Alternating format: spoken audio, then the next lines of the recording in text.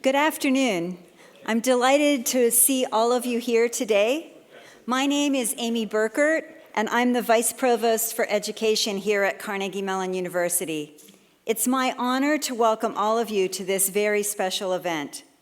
One of the programs operated out of my office is the University Lecture Series, and today we are here to reflect on and celebrate one of the most impactful lectures ever given as part of that program. Just a little over 10 years ago, on this very stage, a Carnegie Mellon faculty member, Dr. Randy Pausch, was preparing to deliver his lecture. Some here in the room today had the privilege to be in attendance that night. Little did anyone know at the time what an amazing impact those 60 minutes would have on us individually and collectively, across our campus and around the world. Randy's powerful message that night was filled with passion and humor, honesty and grace, delivered only as Randy could do. His message, entitled "The Last Lecture, Really Achieving Your Childhood Dreams," not only resonated with the folks in the room, but it became a viral video which has been viewed more than 18 million times on Carnegie Mellon's YouTube channel. Later, a book of the same title, written by Randy and CMU alumnus Jeffrey Zaslow, extended the reach even further with more than 5 million copies in print. Over the last 10 years, Randy's book has been given to each of our first-year undergraduate students as they come to the university. It is given as a shared reading and discussion to orient them to our campus community. As one of the faculty discussion facilitators over the years, I always look forward to hearing from students as to how that book gave them an early glimpse into the values and attributes of Carnegie Mellon. Common features they often share include words like passionate, hardworking, approachable, interdisciplinary, real world, high expectations, and out-of-the-box thinking. In fact, several students have even shared that they chose to come to Carnegie Mellon in the first place as a result of the introduction to the university through the book. His messages give us a shared lexicon for our work with each other. For example, many times I have shared with one of my pre-med advisees Randy's quote, "Brick walls are there for a reason. They're not there to keep us out. The brick walls are there to give us a chance to show how badly we want something." A couple of our CMU alums are practicing physicians today because when they were reminded of that message, they did not give up on achieving their dreams, but rather took a sledgehammer to their real or perceived brick walls and were able to prove how badly they wanted to serve others through medicine. There are many lessons. All of us have them we could share for hours. And the lessons that we heard that day are as meaningful today as they were when they were originally delivered. This year, a team of faculty, colleagues, and students have prepared a series of events to recognize the lasting impact of Professor Pausch, his work, and his contributions to the Carnegie Mellon community, as well as the field of computer science. Today, this rescreening of the lecture and the panel discussion will focus on his lasting message and far-reaching impact. For some, this may be the first time you see the lecture. For others, it will be reliving an event of the past. But I challenge all of us to view this lecture and to reflect on how that one person, Randy Pausch, was able to impact the lives of so many. And I also ask us to question ourselves in the process. How will we build on Randy's legacy to make our own positive impact in the world?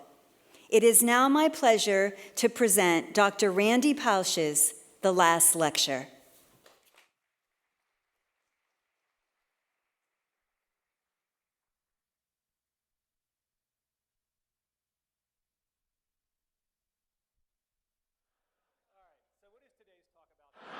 All right, so what is today's talk about then? It's about my childhood dreams and how I've achieved them. I've been very fortunate that way.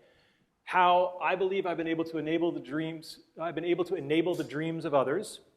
And to some degree, lessons learned. I'm a professor. There should be some lessons learned. And how you can use the stuff you hear today to achieve your dreams or enable the dreams of others. And as you get older, you may find that enabling the dreams of others thing is even more fun. So what were my childhood dreams? Well, I had a really good childhood. I mean, no kidding around. I was going back through the family archives, and what was really amazing was I couldn't find any pictures of me as a kid where I wasn't smiling, right? And that was just a very gratifying thing. There was our dog, right? Aw, thank you. And there I actually have a picture of me dreaming. Right? And I did a lot of that, There's a lot of wake-ups, And it was an easy time to dream. I was born in 1960, right? When you're 8 or 9 years old and you look at the TV set and men are landing on the moon, anything is possible. And that's something we should not lose sight of, is that the inspiration and the permission to dream is huge. So what were my childhood dreams? You may not agree with this list, but I was there. Being in zero gravity, playing in the National Football League, authoring an article in the World Book Encyclopedia. I guess you can tell the nerds early. Being Captain Kirk. Anybody here have that childhood dream? Not at CMU, no. I wanted to become one of the guys who won the big stuffed animals in the amusement park, and I wanted to be an Imagineer with Disney, right? These are not sorted in any particular order, although I think they do get harder, except for maybe the first one. Okay, so being in zero gravity. Now, it's important to have specific dreams. I did not dream of being an astronaut, because when I was a little kid, I wore glasses, and they told me, oh, astronauts can't have glasses. And I was like, I didn't really want the whole astronaut gig. I just wanted the floating. So, and as a child, prototype 0.0. But that didn't work so well. And it turns out that NASA has something called the Vomit Comet that they use to train the astronauts. And this thing does parabolic arcs. And at the top of each arc, you get about 25 seconds where you're ballistic, and you get about a rough equivalent of weightlessness for about 25 seconds. And there is a program where college students can submit proposals. And if they win the competition, they get to fly. And I thought that was really cool, and we had a team, and we put a team together, and they won, and they got to fly. And I was all excited because I was going to go with them. And then I hit the first brick wall, because they made it very clear that under no circumstances were faculty members allowed to fly with the teams. I know, I was heartbroken, right. I was like, but I worked so hard. And so I read the literature very carefully, and it turns out that NASA, it's part of their outreach and publicity program. And it turns out that these students were allowed to bring a local media journalist from their hometown.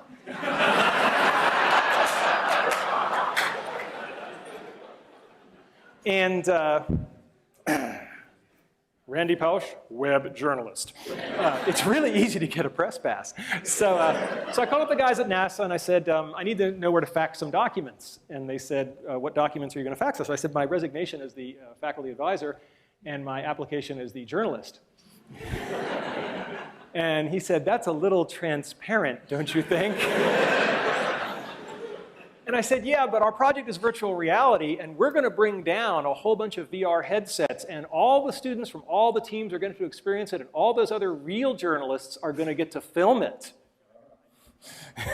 Jim Foley's going, ah, you bastard, yes. And the guy said, here's the fax number. So, and indeed, we kept our end of the bargain.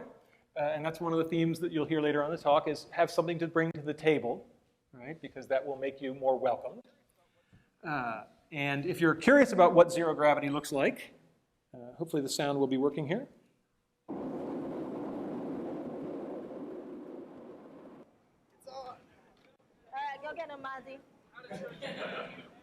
This is fantastic.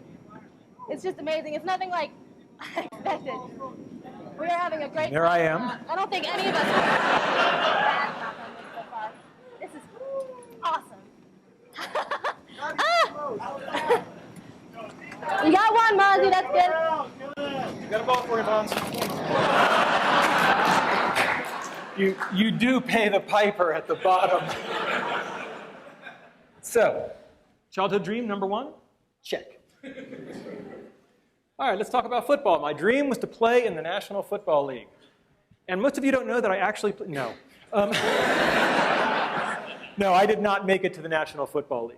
But I probably got more from that dream and not accomplishing it than I got from any of the ones that I did accomplish.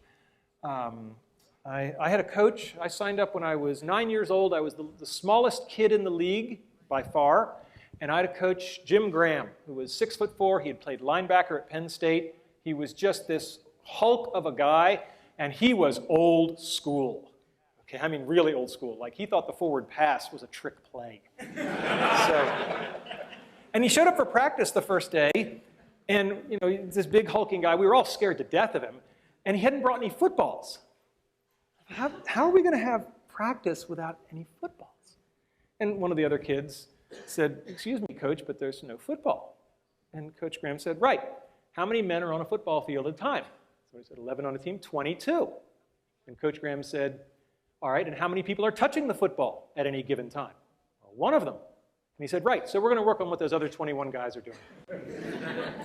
And that's a really good story because it's all about fundamentals. Fundamentals, fundamentals, fundamentals. You've got to get the fundamentals down because otherwise the fancy stuff isn't going to work. And the other Jim Graham story I have is there was one practice where he just rode me, all practice. Just, you're doing this wrong, go back and do it again, you owe me, you're doing push-ups after practice. And when it was all over, one of the other assistant coaches came over and said, "Yeah, Coach Graham rode you pretty hard, didn't he?" I said, "Yeah." He said, "That's a good thing." He said, "When you're screwing up and nobody's saying anything to you anymore, that means they gave up."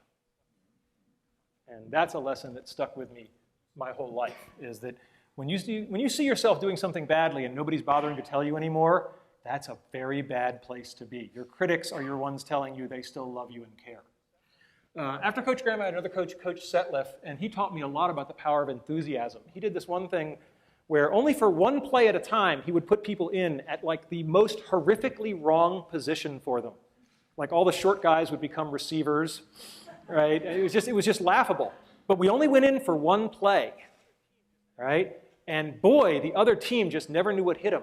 Because when you're only doing it for one play and you're just not where you're supposed to be, and freedom's just another word for nothing left to lose, boy, are you going to clean somebody's clock for that one play.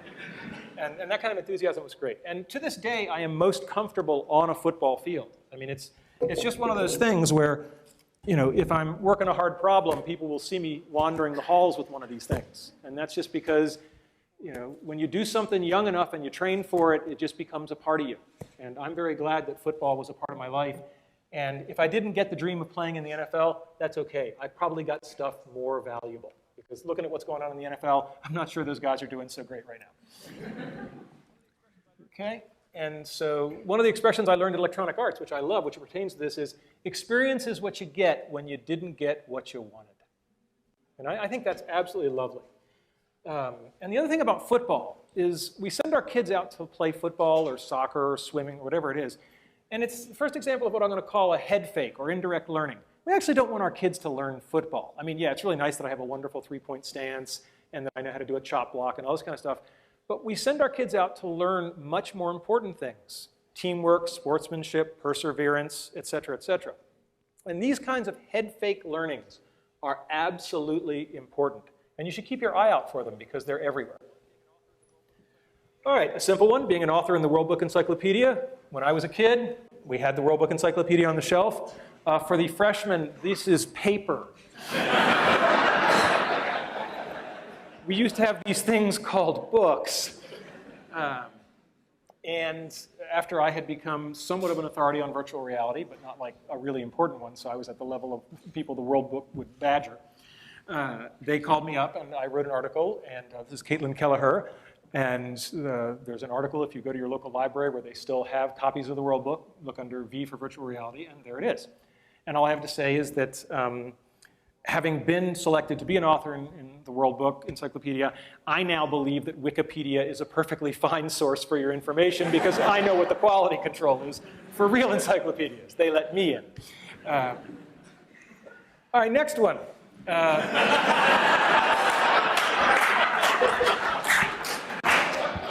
At a certain point, you just realize there's some things you're not going to do, so maybe you just want to stand close to the people. And I mean, my God, what a role model for young people. I mean, just this is everything you want to be. And what I learned that carried me forward in leadership later is that, you know, he wasn't the smartest guy on the ship. I mean, Spock was pretty smart, and McCoy was the doctor, and Scotty was the engineer, and you sort of go, and what skill set did he have to get on this damn thing and run it? And, you know, clearly there's this skill set called leadership. And, you know, whether or not you like the series, there's no doubt that there was a lot to be learned about how to lead people by watching this guy in action. So, and he just had the coolest damn toys, right? I mean, my God, he, you know, I just thought it was fascinating as a kid that he had this thing and he could, you know, talk to the ship with it. Right? You know, I just thought that was just spectacular. And of course, now I own one and it's smaller. So that's kind of cool. So I got to achieve this dream. James T. Kirk, his alter ego, William Shatner wrote a book, which I think was actually a pretty cool book. It was with Chip Walter, who is a Pittsburgh-based author who's quite good. And they wrote a book on basically the science of Star Trek, you know, what has come true. And they went around to top places around the country and looked at various things, and they came here to study our virtual reality setup. And so we built a virtual reality for him. It looked something like that. We put it in, put it to red alert. He was a very good sport. It's not like he saw that one coming. And it's really cool to meet your boyhood idol. But it's even cooler when he comes to you to see what cool stuff you're doing in your lab. And that was just a great moment. All right, winning stuffed animals. This may seem mundane to you, but when you're a little kid and you see the big buff guys walking around an amusement park and they got all these big stuffed animals, right? And this is my lovely wife. And I have a lot of pictures of stuffed animals I've won. I've won a lot of these animals. There's my dad. He did win that one, to his credit. And this was just a big part of my life and my family's life. But, you know, I can hear the cynics. You know, in this age of digitally manipulated things, maybe those bears really aren't in the picture with me. Or maybe I paid somebody $5 to take a picture in the theme park next to the bear. And I said, how in this age of cynicism can I convince people? And I said, I know, I can show them the bears. Bring them out. We didn't have quite enough room in the moving truck down to Chesapeake. And you know, anybody who'd like a little piece of me at the end of this, feel free to come up, first come, first serve. All right, my next one, being an Imagineer. This was the hard one. Believe me, getting to zero gravity is easier than becoming an Imagineer. When I was a kid, I was 8 years old, and our family took a trip cross-country to see Disneyland. And if you've ever seen the movie National Lampoon's Vacation, it was a lot like that. It was a quest. And these are real vintage photographs. And there I am in front of the castle, and there I am. And for those of you who are into foreshadowing, this is the Alice ride. And I just thought this was just the coolest environment I'd ever been in. And instead of saying, gee, I want to experience this, I said, I want to make stuff like this. And so I bided my time, and then I graduated with my PhD from Carnegie Mellon, thinking that meant me infinitely qualified to do anything. And I dashed off my letters of application to Walt Disney Imagineering, and they sent me some of the damn nicest go-to-hell letters I've ever gotten. I mean, it was just, we have carefully reviewed your application, and presently we do not have any positions available which require your particular qualifications. Now think about the fact that you're getting this from a place that's famous for guys who sweep the street, right? So that was a bit of a setback. But remember, the brick walls are there for a reason, right? The brick walls are not there to keep us out. The brick walls are there to give us a chance to show how badly we want something. Because the brick walls are there to stop the people who don't want it badly enough. They're there to stop the other people. All right, fast forward to 1991. We did a system back at the University of Virginia called Virtual Reality on $5 a day.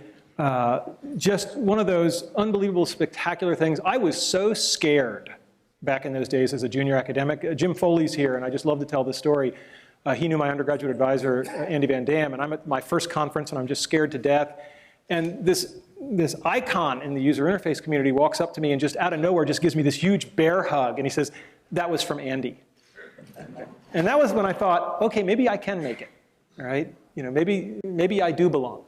And a similar story is that this was just this unbelievable hit because at the time everybody needed $500,000 to do virtual reality and everybody felt frustrated. And we literally hacked together a system for about $5,000 in parts and made a working VR system. And people were just like, oh my God, this like, you know, the Hewlett-Packard garage thing, this is so awesome.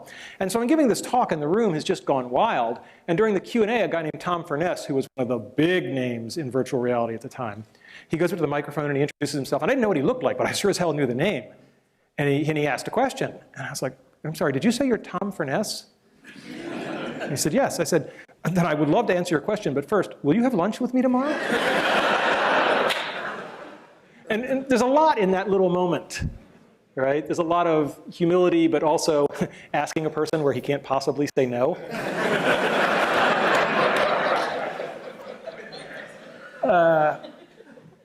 And so Imagineering, a couple of years later, was working on a virtual reality project. This was top secret. They were denying the existence of a virtual reality attraction after the time that the publicity department was running the TV commercials. Okay, so Imagineering really had nailed this one tight.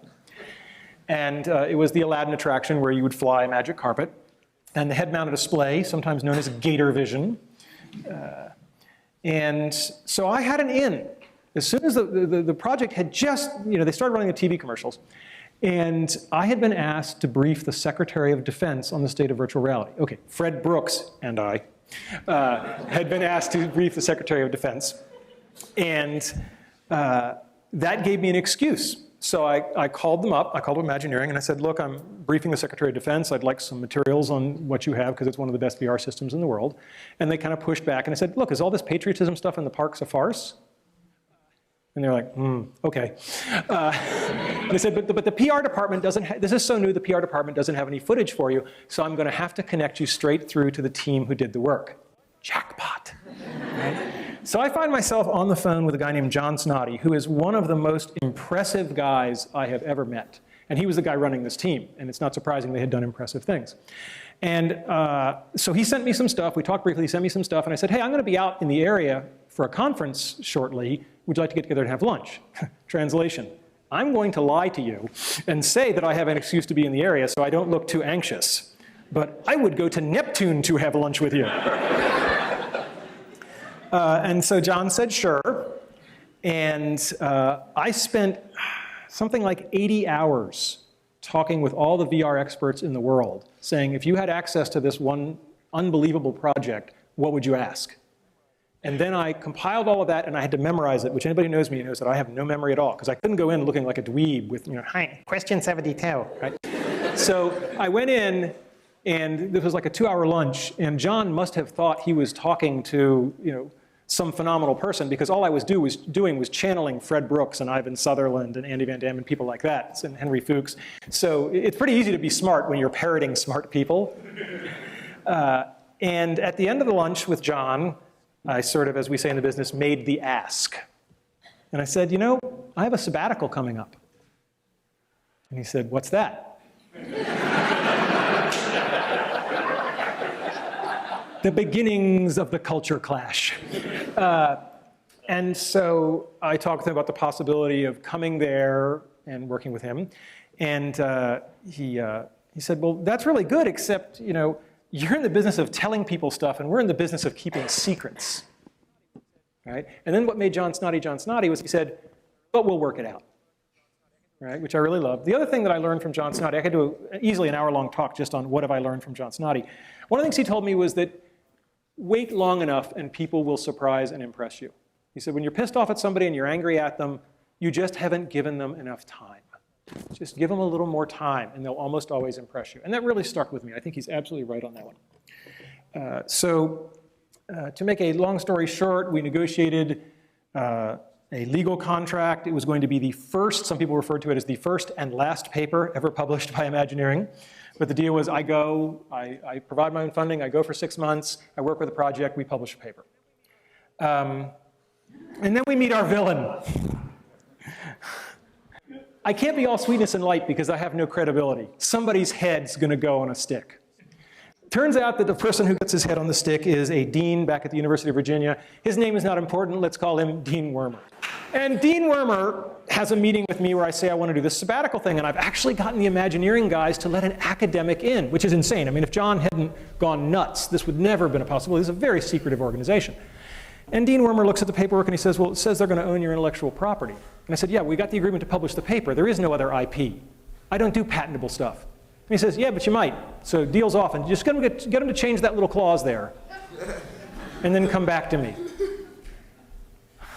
I'm like, excuse me? And then I said to him, I want you to understand how important this is. If we can't work this out, I'm going to take an unpaid leave of absence, and I'm just going to go there, and I'm going to do this thing.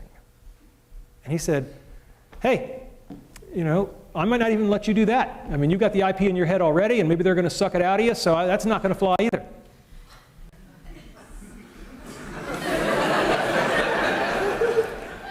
It's very important to know when you're in a pissing match. And it's very important to get out of it as quickly as possible. So I said to him, well, let's back off on this. Do we think this is a good idea at all?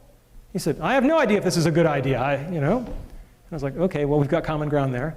Then I said, well, is this really your call? Isn't this the call of the Dean of Sponsored Research, if it's an IP issue? And he said, yeah, that's true. I said, so if he's happy, you're happy? Yeah, then I'd be fine. Like Wile E. Coyote, a little. And I find myself in Gene Block's office, who's the most fantastic man in the world. And I start talking to Gene Block, and I say, let's start at the high level, since I don't want to have to back out again. So let's start at the high level. Do you think this is a good idea? He said, well, if you're asking me if it's a good idea, I don't have very much information. All I know is that one of my star faculty members is in my office, and he's really excited, so tell me more. Here's a lesson for everybody in administration. They both said the same thing. But think about how they said it, right? I don't know. Well, I don't have much information, but one of my star faculty members is here, and he's all excited, so I want to learn more. They're both ways of saying I don't know, but boy, there's a good way and a bad way. So anyway, we got it all worked out. I went to Imagineering, sweetness and light, and all's well that ends well. So I worked on the Aladdin project. It was absolutely spectacular. I mean, just unbelievable. Here's my nephew Christopher. This was the apparatus. You would sit on this sort of motorcycle type thing, and you would steer your magic carpet, and you would put on the head-mounted display. The head-mounted display was very interesting. It had 2 parts, and it was a very, very clever design. To get throughput through, the only part that touched the guest's head was this little cap, and everything else clicked onto it, all the expensive hardware. So you could replicate the caps, because they were basically free to manufacture. And this is what I really did, as I was a cap cleaner during this sabbatical. I loved Imagineering. It was just a spectacular place. Just spectacular. Everything that I had dreamed. I love the model shop. People crawling around on things the size of this room that are just big physical models. It was just an incredible place to walk around and be inspired. I'm always reminded of when I went there and people said, do you think the expectations are too high? And I said, you ever see the movie Charlie and the Chocolate Factory, Willy Wonka and the Chocolate Factory, where Gene Wilder says to the little boy Charlie, he's about to give him the chocolate factory, he says, well, Charlie, did anybody ever tell you the story of the little boy who suddenly got everything he ever wanted? Charlie's eyes get like saucers, and he says, no, what happened to him? Gene Wilder says, he lived happily ever after. Okay, so working on the Aladdin VR, I described it as a once in every 5 years opportunity, and I stand by that assessment. It forever changed me. It wasn't just that it was good work and I got to be a part of it, but it got me into the place of working with real people and real HCI, user interface issues. Most HCI people live in this fantasy world of white-collar laborers with PhDs and master's degrees, and You know, until you got ice cream spilled on you, you're not doing field work, right? And more than anything else from John Snoddy, I learned how to put artists and engineers together. And that's been the real legacy. We published a paper, just a nice academic cultural scandal. When we wrote the paper, the guys at Imagineering said, well, let's do a nice big picture, like you would in a magazine. And the SIGGRAPH committee, which accepted the paper, it was like this big scandal. Are they allowed to do that? There was no rule. So we published the paper, and amazingly, since then, there's a tradition of SIGGRAPH papers having color figures on the first page. So I've changed the world in a small way. And then at the end of my 6 months, they came to me and they said, you want to do it for real? You can stay.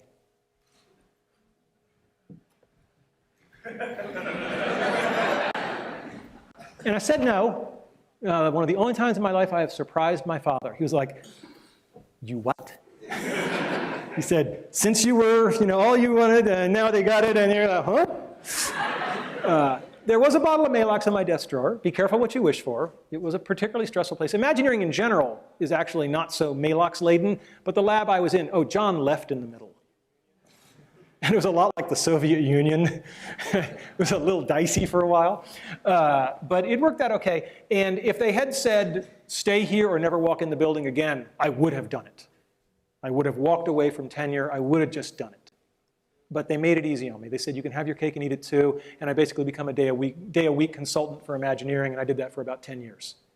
And that's one of the reasons you should all become professors. Right? Because you can have your cake and eat it too. Okay? I went on and consulted on things like Disney Quest. So there was the Virtual Jungle Cruise. And the best interactive experience, I think, ever done, and Jesse Schell gets the credit for this, Pirates of the Caribbean. Wonderful at Disney Quest.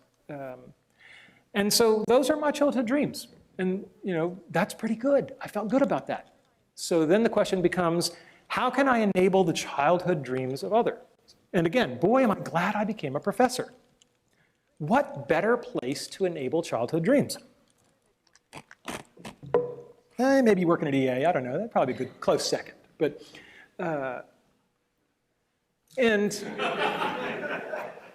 this started in a very concrete realization that I could do this. Because a young man named Tommy Burnett, when I was at the University of Virginia, came to me, was interested in joining my research group. And we talked about it. And he said, oh, and I have a childhood dream. Well, it gets pretty easy to recognize them when they tell you. And I said, yes, Tommy, what is your childhood dream? He said, I want to work on the next Star Wars film. Now, you got to remember the timing on this. Where is Tommy? Tommy is here today. What year would this have been, your sophomore year?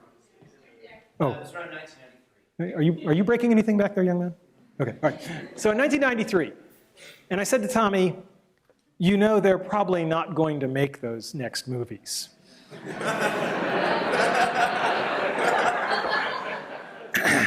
And he said, no, they are.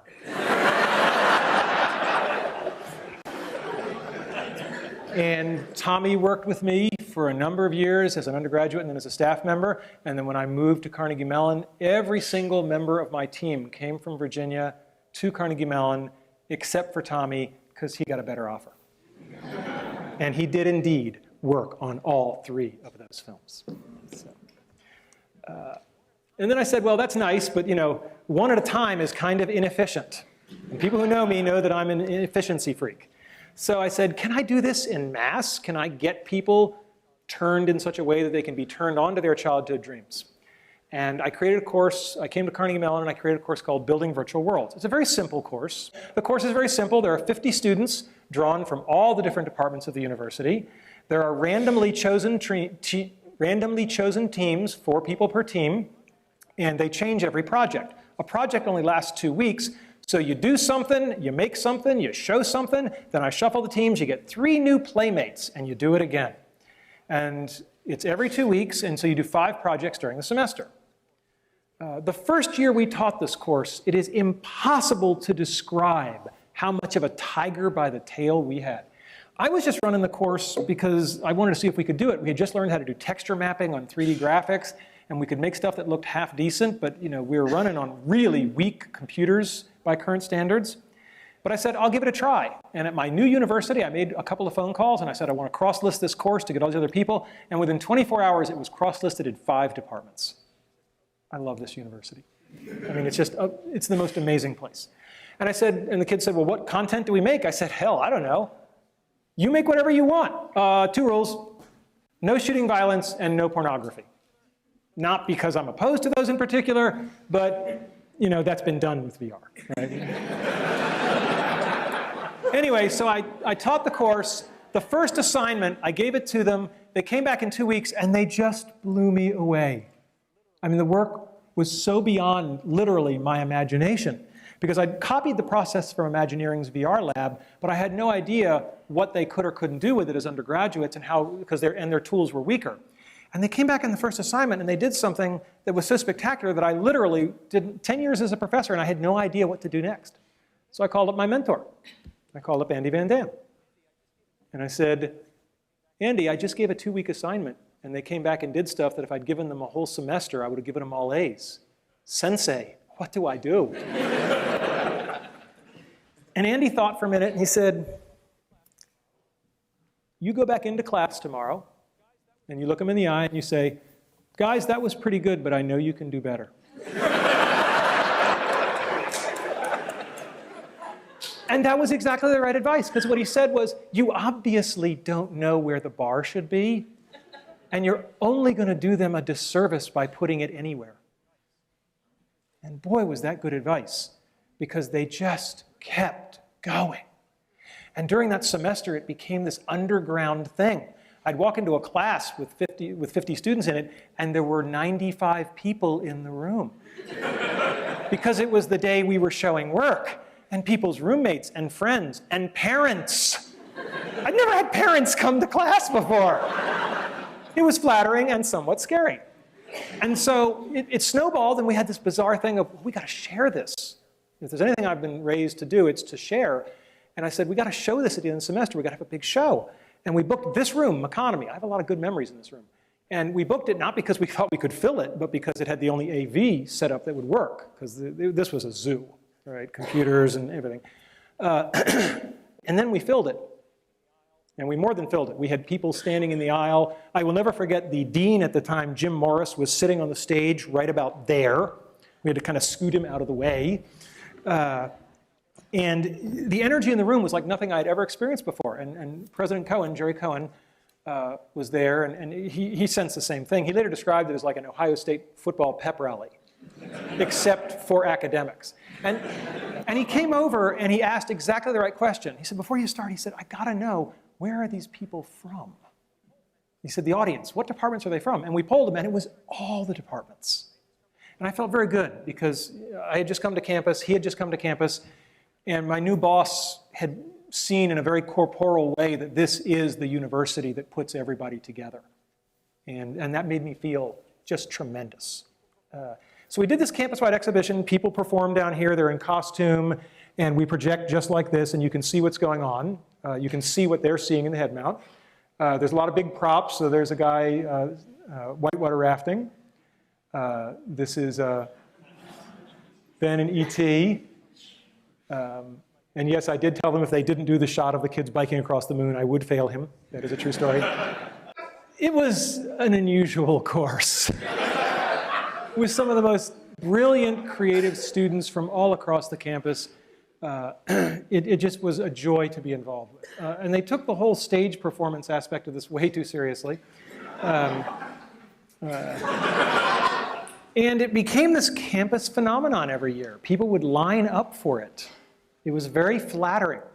And it gave kids a sense of excitement of putting on a show for people who were then excited about it. And I think that that's one of the best things you can give somebody, the chance to show them what it feels like to make other people get excited and happy. I mean, that's a tremendous gift. We always tried to involve the audience, whether it was people with glow sticks or batting a beach ball around or driving. This is really cool. This technology actually got used at the Spider-Man 3 premiere in LA. So the audience was controlling something on the screen. So that's kind of nice. And I don't have a class fixture from every year, but I dredged all the ones that I do have. And all I can say is that what a privilege and an honor it was to teach that course for something like 10 years. And all good things come to an end, and I stopped teaching that course about a year ago. People always ask me, what was my favorite moment? I don't know if you can have a favorite moment, but boy, there's one I'll never forget. This was a world with, I believe, a roller skating ninja. And one of the rules was that we performed these things live, and they all had to really work, and the moment it stopped working, we went to your backup videotape. And this was very embarrassing. So we have this ninja on stage, he's doing this roller skating thing, and the world, it did not crash gently. And I come out, and I believe it was Steve Audio, wasn't it? Was it? Where is he? Okay, where's Steve? Ah, my man, Steve Audio. And talk about quick on your feet, right? I say, Steve, I'm sorry, but your world has crashed, and we're going to go to videotape. And he pulls out his ninja sword and says, I am dishonored! Wah! And just drops. So I think it's very telling that my favorite moment in 10 years of this high technology course was a brilliant ad lib. And then when the videotape is done and the lights come up, he's lying there lifeless and his teammates drag him off. It was really a fantastic moment. And the course was all about bonding. People used to say, well, you know, what's going to make for a good world? I said, I can't tell you beforehand, but right before they present it, I can tell you if the world's good just by the body language. If they're standing close to each other, the world is good. Right? And BVW was a pioneering course, and I won't bore you with all the details, but it wasn't easy to do. And I was given this when I stepped down from the ETC, and I think it's emblematic. If you're going to do anything that's pioneering, you will get those arrows in the back, and you just have to put up with it. I mean, everything that could go wrong did go wrong, but at the end of the day, a whole lot of people had a whole lot of fun. When you've had something for 10 years that you hold so precious, it's the toughest thing in the world to hand it over. And the only advice I can give you is find somebody better than you to hand it to. And that's what I did. There was this kid at the VR studio way back when. And you didn't have to spend very long in Jesse Schell's orbit to go, the force is strong in this one. And one of my two greatest accomplishments, I think, for Carnegie Mellon were that I got Jessica Hodgins and Jesse Schell to come here and join our faculty. And I was thrilled when I could hand this over to Jesse. And to no one's surprise, he has really taken it up to the next notch. And you know, the course is in more than good hands, it's in better hands. But it was just one course. And then we really took it up a notch. And we created what I would call the Dream Fulfillment Factory. Don Marinelli and I got together, and with the university's blessing and encouragement, we made this thing out of whole cloth that was absolutely insane, should never have been tried. All the sane universities didn't go near this kind of stuff, creating a tremendous opportunistic void. So the Entertainment Technology Center was all about artists and technologists working in small teams to make things. It was a 2-year professional master's degree. And Don and I were two kindred spirits. We're very different. Anybody who knows us knows that we're very different people. And we like to do things in a new way. And the truth of the matter is that we're both a little uncomfortable in academia. I used to say that I'm uncomfortable as an academic because I come from a long line of people who actually worked for a living. And I want to stress, Carnegie Mellon is the only place in the world that the ETC could have happened. By far, the only place. Okay, this picture was Don's idea, okay? And we like to refer to this picture as Don Marinelli on guitar and Randy Pausch on keyboards. But we really did play up the left brain, right brain, and it worked out really well that way. Don is an intense guy. We shared an office for 6 years, right? Now, those of you who know Don know he's an intense guy, right? And you know, given my current condition, somebody was asking me, this is a terrible joke, but I'm going to use it anyway, because I know Don will forgive me. Somebody said, given your current condition, have you thought about whether you're going to go to heaven or hell? And I said, I don't know, but if I'm going to hell, I'll do 6 years for time served. But I kid. Sharing an office with Don was really like sharing an office with a tornado, right? There was just so much energy, and you never knew which trailer was next, right? But you knew something exciting was going to happen. And there was so much energy. And I do believe in giving credit where credit is due. So in my typically visual way, right, if Don and I were to split the success for the ETC, he clearly gets the lion's share of it. He did the lion's share of the work. Okay, he had the lion's share of the ideas. It was a great teamwork. I think it was a great yin and yang, but it was more like yin and yang. Right? And he deserves that credit, and I give it to him because the ETC is a wonderful place. And he's now running it, and he's taking it global. We'll talk about that in a second. Describing the ETC is really hard, and I finally found a metaphor. Telling people about the ETC is like describing Cirque du Soleil if they'd never seen it. Sooner or later, you're going to make the mistake. You're going to say, well, it's like a circus. And then you're dragged into this conversation about, oh, how many tigers, how many lions, right? How many trapeze acts? And that misses the whole point. So when we say we're a master's degree, we're really not like any master's degree you've ever seen. Here's the curriculum.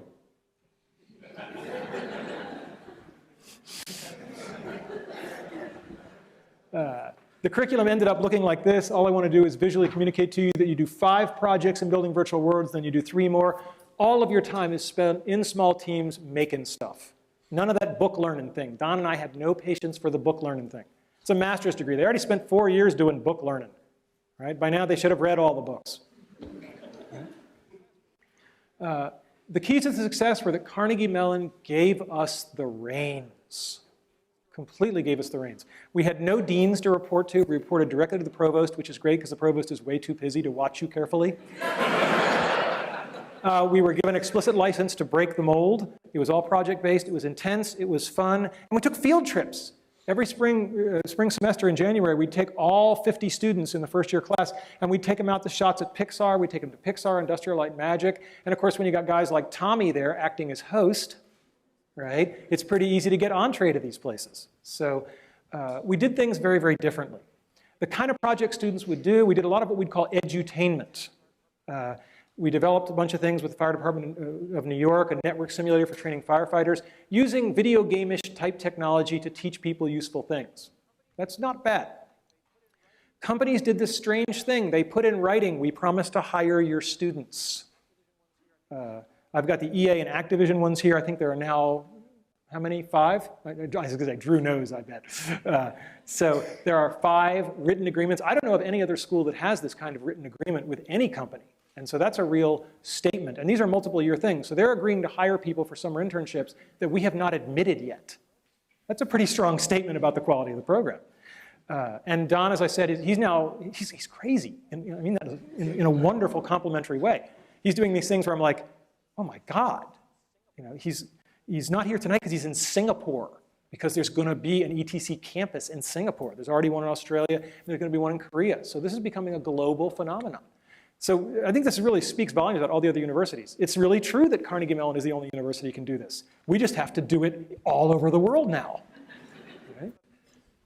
One of the big success about the ETC is teaching people about focus. Oh, now I hear the nervous laughter from the students. I had forgotten the delayed shock therapy effect of these bar charts. When you're taking building virtual worlds, every 2 weeks we get peer feedback. We put that all into a big spreadsheet. And at the end of the semester, you had 3 teammates per project, 5 projects. That's 15 data points. That's statistically valid. And you get a bar chart telling you on a ranking of how easy you are to work with where you stack up against your peers. Boy, that's hard feedback to ignore. Some still managed, but but for the most part, people looked at that and went, wow. I gotta pick it up a notch. I better start thinking about what I'm saying to people in these meetings. And that is the best gift an educator can give, is to get somebody to become self-reflective. So the ETC was wonderful, but even the ETC, and even as Don scales it around the globe, it's still very labor intensive. It's not Tommy 1 at a time. It's not a research group 10 at a time. It's 50 or 100 at a time per campus times 4 campuses. But I wanted something infinitely scalable. Right? Scalable to the point where millions or tens of millions of people could chase their dreams with something. And I guess that kind of a goal really does make me the Mad Hatter. So Alice is a project that we've worked on for a long, long time. It's a novel way to teach computer programming. Kids make movies and games. The head fake. Again, we're back to the head fakes. Best way to teach somebody something is to have them think they're learning something else. Right? I've done it my whole career. And the head fake here is that they're learning to program, but they just think they're making movies and video games. This thing has already been downloaded well over 1 million times. There are 8 textbooks that have been written about it. 10% of US colleges are using it now. And it's not the good stuff yet. The good stuff is coming in the next version.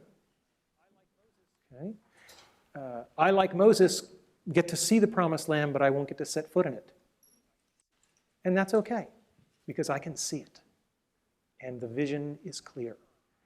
Millions of kids having fun while learning something hard. That's pretty cool. I can deal with that as a legacy. The next version is going to come out in 2008. It's going to be teaching the Java language if you want them to know they're learning Java. Otherwise, they'll just think that they're writing movie scripts. We're getting the characters from the best-selling PC game in history, The Sims. And this is all already working in the lab. So there's no real technological risk. I don't have time to thank and mention everybody in the Alice team, but I just want to say that Dennis Cosgrove is going to be building this, has been building this. He is the designer. It's his baby. To the extent that you can live on in something, I will live on in Alice. All right, so now the third part of the talk, lessons learned. We've talked about my dreams. We've talked about helping other people enable their dreams. Somewhere along the way, there's got to be some aspect of what lets you get to achieve your dreams. First one is the role of parents, mentors, and students. I was blessed to have been born to 2 incredible people. This is my mother on her 70th birthday. I am back here. I have just been lapped. This is my dad riding a roller coaster on his 80th birthday. And he points out that, he's not only brave, he's talented because he did win that big bear the same day. My dad was so full of life. Anything with him was an adventure. I don't know what's in that bag, but I know it's cool. My dad dressed up as Santa Claus, but he also did very, very significant things to help lots of people. This is a dormitory in Thailand that my mom and dad underwrote. And every year about 30 students get to go to school who wouldn't have otherwise. This is something my wife and I have also been involved in heavily. And these are the kind of things that I think everybody ought to be doing, helping others. But the best story I have about my dad is, unfortunately, my dad passed away a little over a year ago. And when we were going through his things, he had fought in World War II in the Battle of the Bulge. And when we were going through his things, we found out he had been awarded the Bronze Star for Valor. My mom didn't know it. In 50 years of marriage, it had just never come up. My mom. Mothers are people who love you even when you pull their hair. I have 2 great mom stories. When I was here studying to get my PhD and I was taking something called the theory qualifier, which I can definitively say is the second worst thing in my life after chemotherapy. And I was complaining to my mother about how hard this test was and how awful it was. And she just leaned over and she patted me on the arm and she said, "We know how you feel, honey. And remember, when your father was your age, he was fighting the Germans."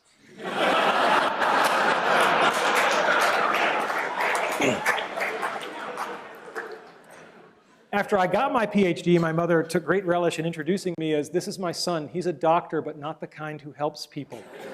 These slides are a little bit dark, but when I was in high school, I decided to paint my bedroom. I'd always wanted a submarine and an elevator. And the great thing about this...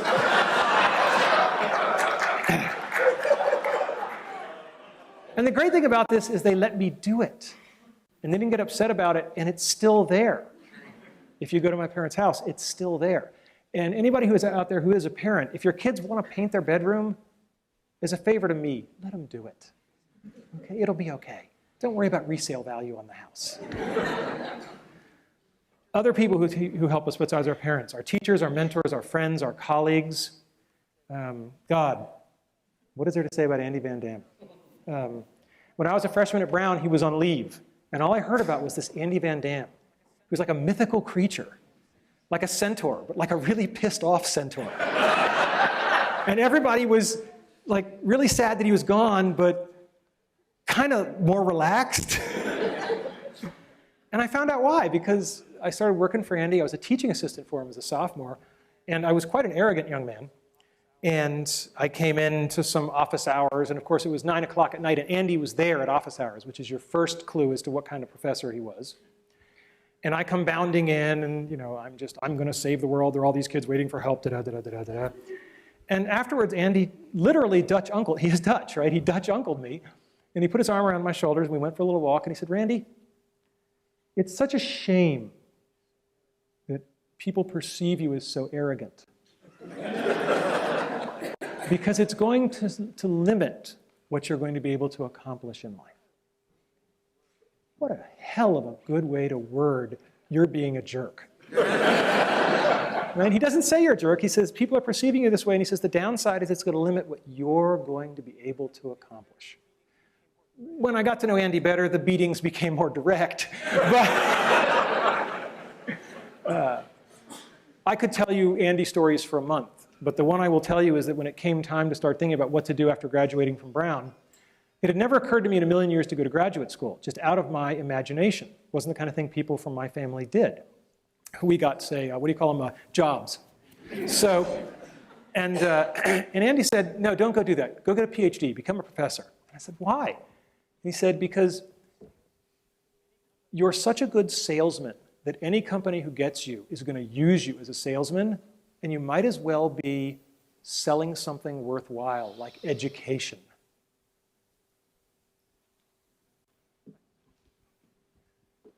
Thanks. Andy was my first boss, so to speak. I was lucky enough to have a lot of bosses. That red circle was way off. Al's over here. I don't know what the hell happened there. He's probably watching this on the webcast going, "My God, he's targeting, and he still can't aim." All right.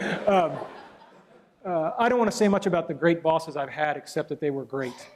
And I know a lot of people in the world have had bad bosses, and I haven't had to endure that experience, and I'm very grateful to all of the people that I ever had to report to. They've just been incredible. But it's not just our bosses. We learn from our students. I think the best head fake of all time comes from Dr. Caitlin Keller, who just finished up here and is starting at Washington University. And she looked at Alice when it was an easier way to learn to program, and she said, "Yeah, but why is that fun?" I was like, "Well, because I'm a compulsive male, like to make the little toy soldiers move around by my command, and that's fun." She was like, And she was the one who said, "No, we'll just approach it all as a storytelling activity." And she's done wonderful work showing that, particularly with middle school girls, if you present it as a storytelling activity, they're perfectly willing to learn how to write computer software. So all-time best head fake award goes to Caitlin Kelleher's dissertation. President Cohen, when I told him I was going to do this talk, he said, "Please tell them about having fun, because that's what I remember you for." And I said, "I can do that, but it's kind of like a fish talking about the importance of water." I mean, I don't know how to not have fun, right? I'm dying and I'm having fun. And I'm going to keep having fun every day I have left, because there's no other way to play it, right? So my next piece of advice is, you just have to decide if you're a Tigger or you're an Eeyore. I think I'm clear where I stand on the great Tigger-Eeyore debate. Never lose the childlike wonder. It's just too important. It's what drives us. Help others. Denny Prophet knows more about helping other people. He's forgotten more than I'll ever know. He's taught me by example how to run a group, how to care about people. M.K. Haley, I have a theory that people who come from large families are better people because they've just had to learn how to get along. M.K. Haley comes from a family with 20 kids. Yeah, unbelievable. And she always says it's kind of fun to do the impossible. When I first got to Imagineering, she was one of the people who dressed me down. And she said, "I understand you've joined the Aladdin project. What can you do?" And I said, "Well, I'm a tenured professor of computer science." And she said, "Well, that's very nice, Professor Boy, but that's not what I asked. I said, what can you do?"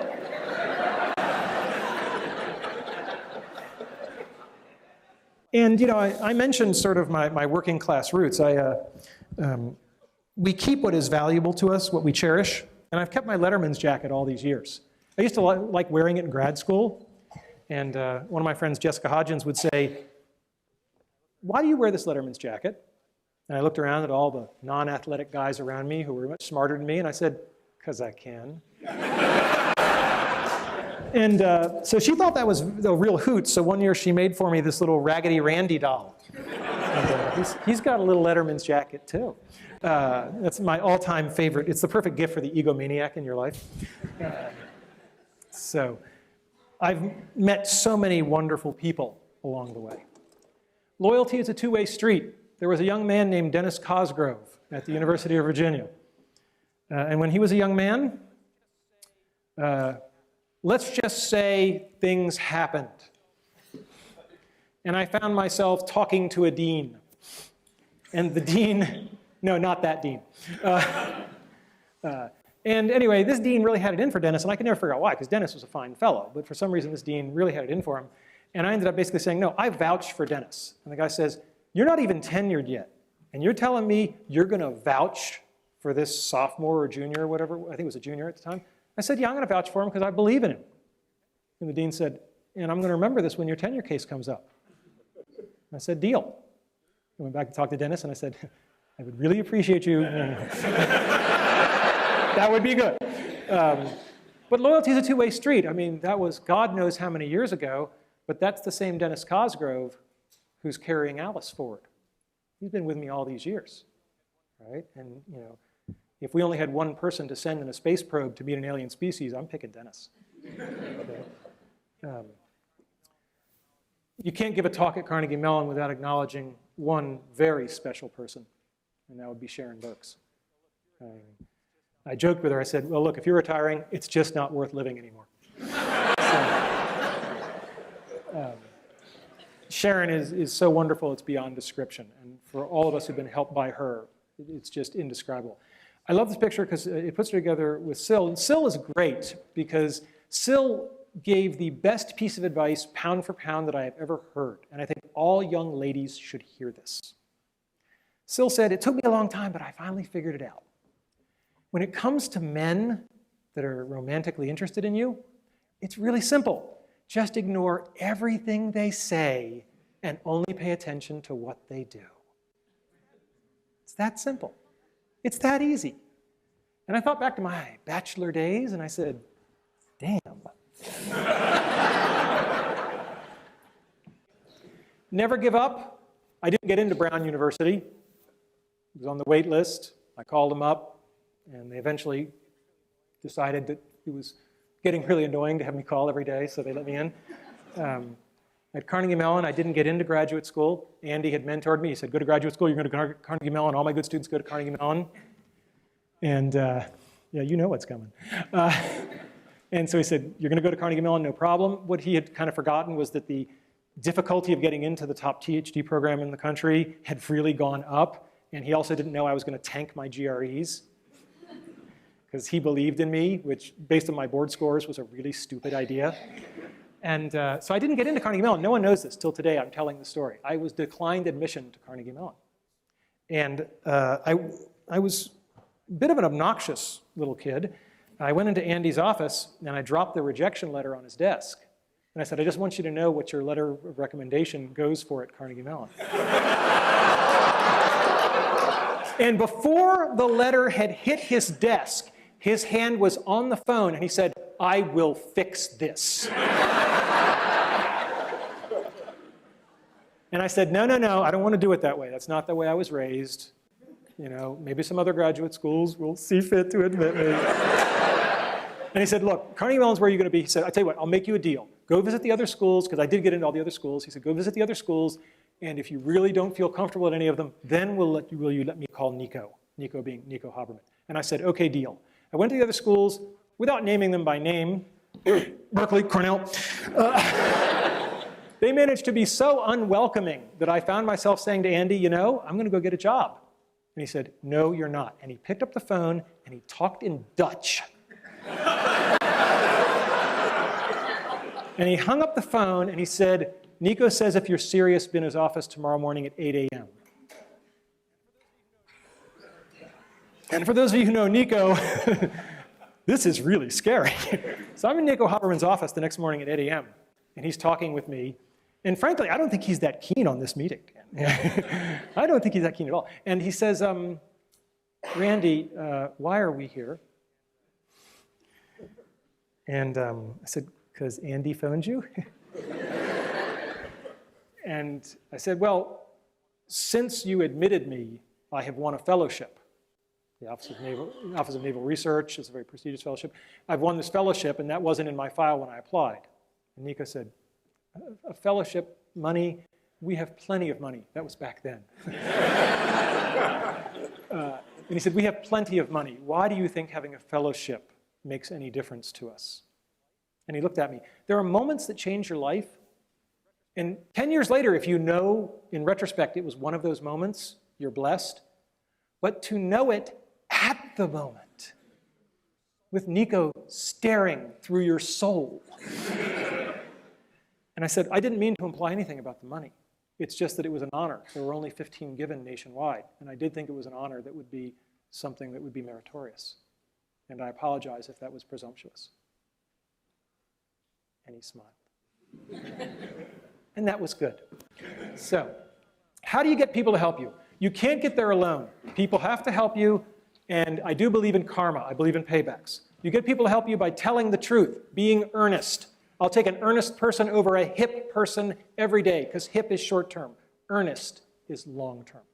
Apologize when you screw up, and focus on other people, not on yourself. Remember, brick walls let us show our dedication. They are there to separate us from the people who don't really want to achieve their childhood dreams. Don't bail. The best of the gold is at the bottom of barrels of crap. I'd been there for 48 hours, and they loved the ETC. We were the best. We were the favorites. And then somebody else pulled me aside and said, oh, by the way, we're about to give $8 million to USC to build a program just like yours. We're hoping you can help them get it off the ground.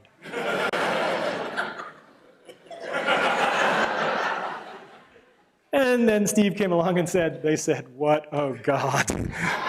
And to quote a famous man, I will fix this.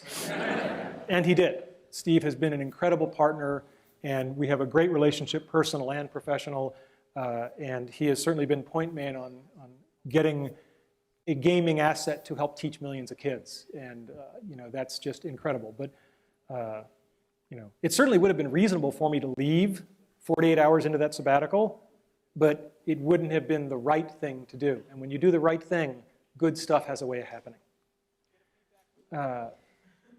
Get a feedback loop and listen to it. Your feedback loop can be this dorky spreadsheet thing I did, or it can just be one great man who tells you what you need to hear.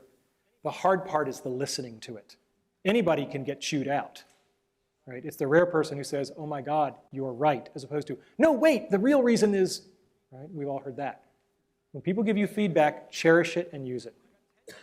Show gratitude. When I got tenure, I took all of my research team down to Disney World for a week. And one of the other professors at Virginia said, how can you do that? I said, these people just busted their ass and got me the best job in the world for life. How could I not do that? Right? Don't complain, just work harder. Right? It's a picture of Jackie Robinson. It was in his contract not to complain even when the fans spit on him. Right? Be good at something. It makes you valuable. Work hard. People, I got tenure a year early, as Steve mentioned. Junior faculty members used to say to me, wow, you got tenure early. What's your secret? I said, it's pretty simple. Call me any Friday night in my office at 10 o'clock and I'll tell you. Find the best in everybody. One of the things that John Snoddy, as I said, told me is that you might have to wait a long time, sometimes years, but people will show you their good side. Just keep waiting, no matter how long it takes. No one is all evil. Everybody has a good side. Just keep waiting. It will come out. And be prepared. Luck is truly where preparation meets opportunity. So today's talk was about my childhood dreams, enabling the dreams of others, and some lessons learned. But did you figure out the head fake? It's not about how to achieve your dreams. It's about how to lead your life. If you lead your life the right way, the karma will take care of itself. The dreams will come to you. Have you figured out the second head fake? Talk's not for you. It's for my kids. Thank you all. Good night.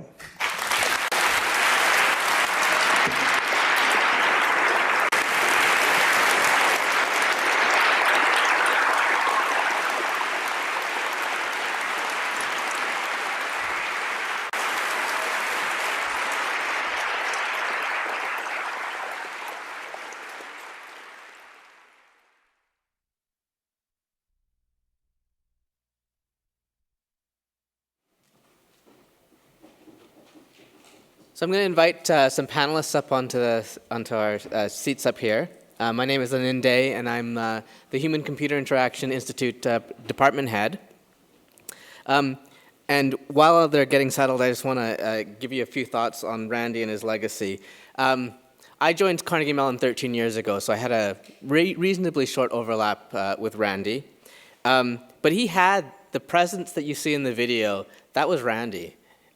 He had a huge presence at CMU, both with how he connected arts and sciences. He had a presence around the world in classrooms and how he deployed Alice to all of these schools. And he had a huge presence in the HCII.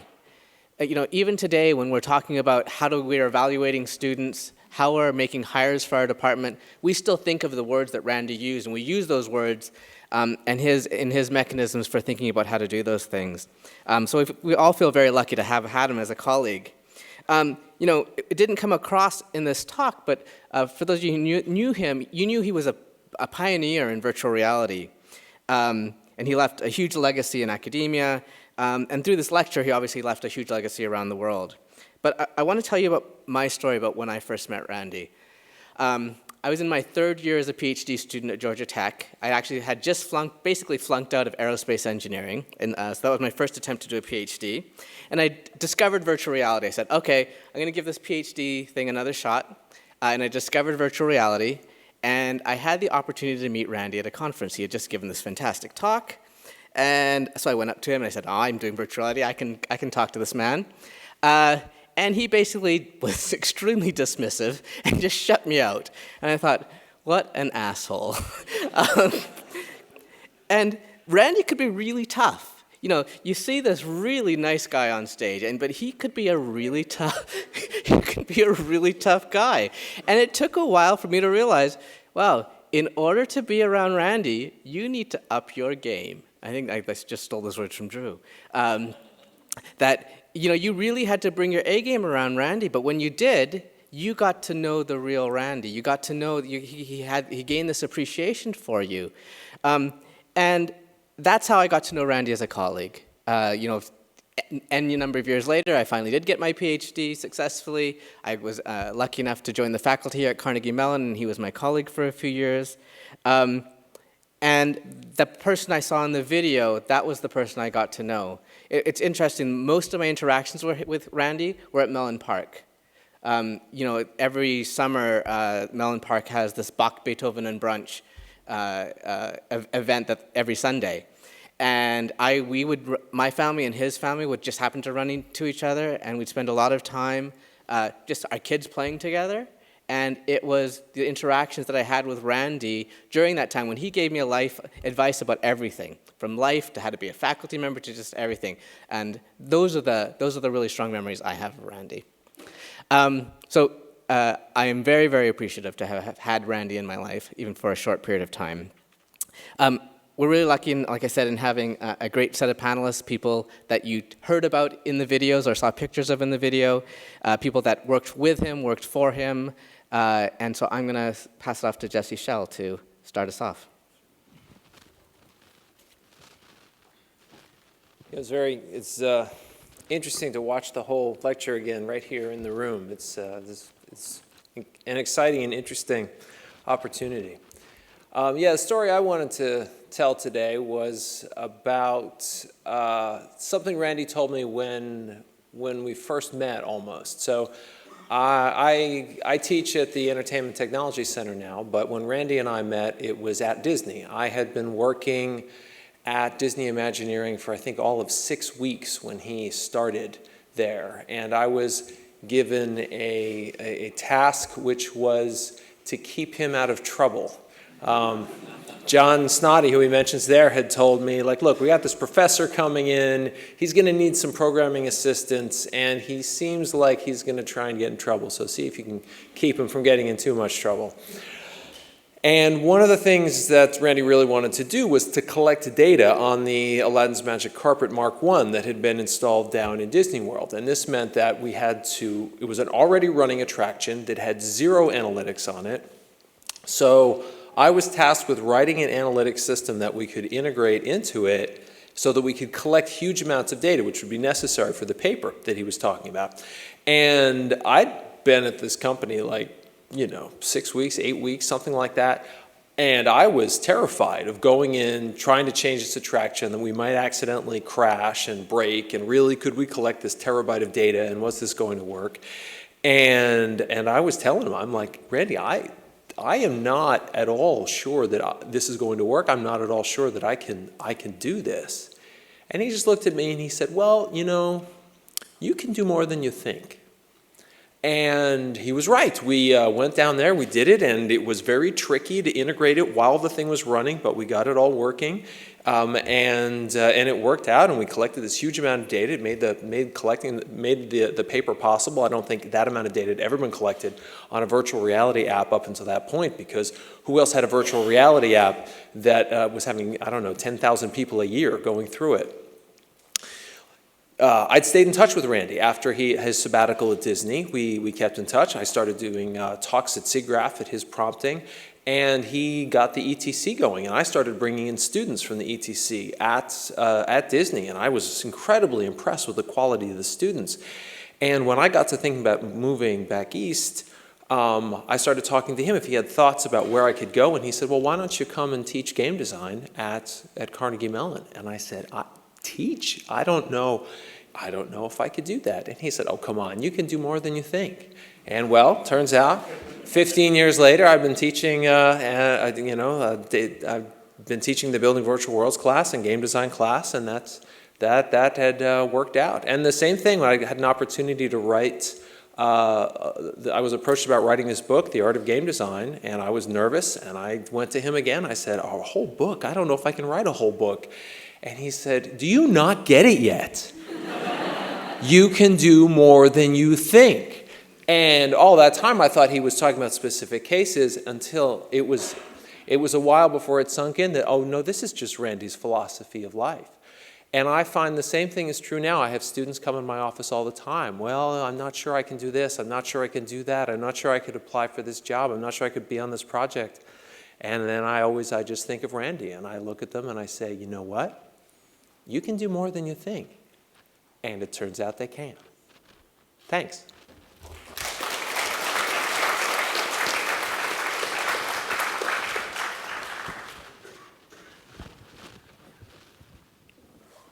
So I thought I'd give you a little bit of context about what we were thinking about at the time the last lecture was delivered. I flew back from vacation to be there. As you saw, a lot of his colleagues from around the country came in. So we knew it was a big deal, but we really thought he was talking to us, and we thought he was going to tell stories to his friends and to his colleagues. And we had no clue that it was for the whole world at that time. And I look back today to some of my email that I was exchanging with Jay and Randy at that time. And a couple days after the last lecture, Jay and I were worried because we thought the publicity would all die down quickly, and we were worried that might leave a void in Randy's life. And then just about 4 weeks later, we were still worried about that. And then, of course, about 6 weeks after that, the book contract was signed, and it's sort of all history from there. So we were clueless. We had no idea about things going viral. But we did know that this was very important, and we recognized all those wonderful stories that we'd heard Randy tell so many times over the years.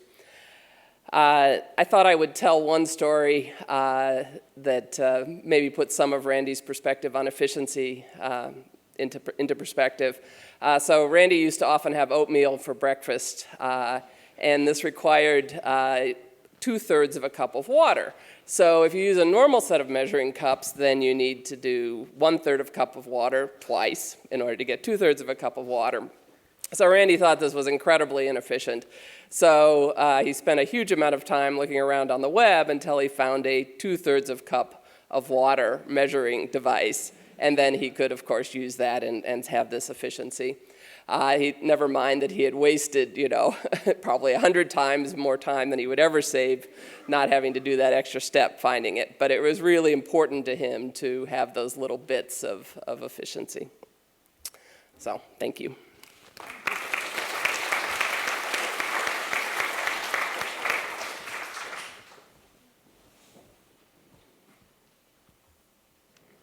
In the video, you heard about thinking outside the box. So I had just stepped down as director of Engineering Design Research Center, which was in the engineering college, and I was idling a little bit, not having administrative things to do.